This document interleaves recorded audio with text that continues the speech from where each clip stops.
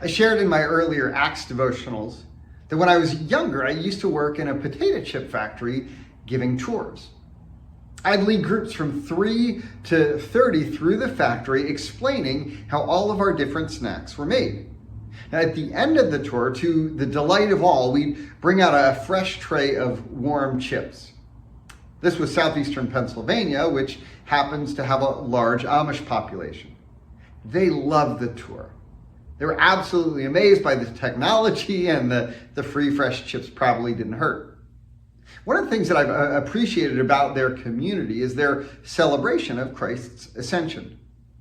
For a community known for their discipline and work ethic, everyone took the day off marking Christ's ascension. And in our neck of the woods, what better way to do so than a free tour? I'm teasing a bit, but in our evangelical tradition, we place little to no emphasis on the ascension. I mention it now because of what we read in Revelation 12, verse 5. She gave birth to a son, a male child, who will rule all the nations with an iron scepter.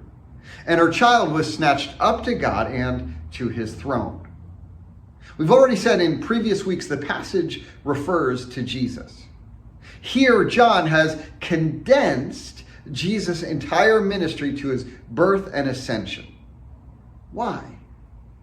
Well, maybe it's because John's already written a full gospel that details all that falls within between the two, such that there's no need for further vision expounding the topic.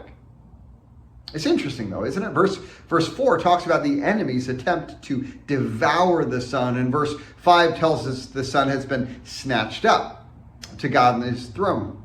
Now, if you're unfamiliar with the story, you might be led to conclude that the snatching up was protective in nature, delivering the Son from the dragon.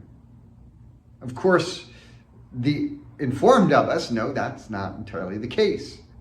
The dragon was, in fact, allowed to do its worst.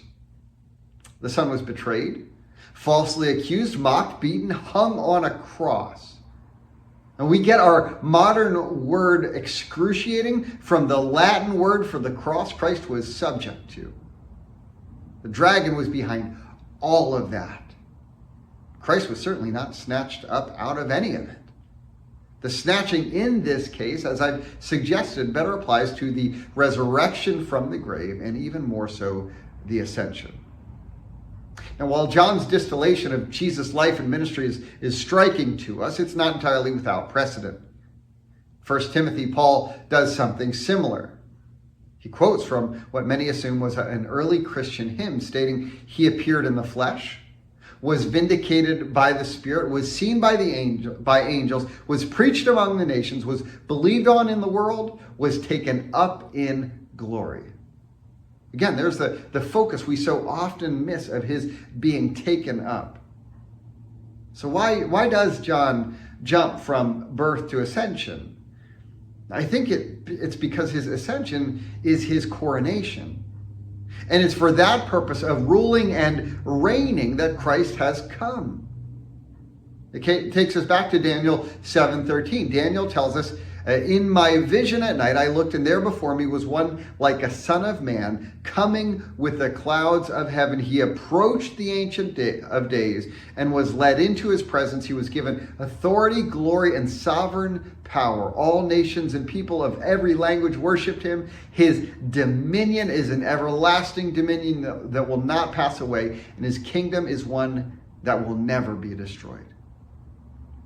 I was thinking about this recently, that the Christian holidays or holy days we observe happen to correspond with those aspects of Christ's identity we're most comfortable with, emphasizing and embracing. We celebrate his birth, remembering the incarnation, the good news that he is Emmanuel, God with us. We celebrate his death as our Savior and our Redeemer. But his ascension commemorates his cosmic kingship. Most of us, when pressed, don't want a king in our lives other than ourselves. So may God remind us and challenge us with the truth that Jesus reigns, and may we bow our knees and even more so our willing hearts to that reality. Have a blessed week.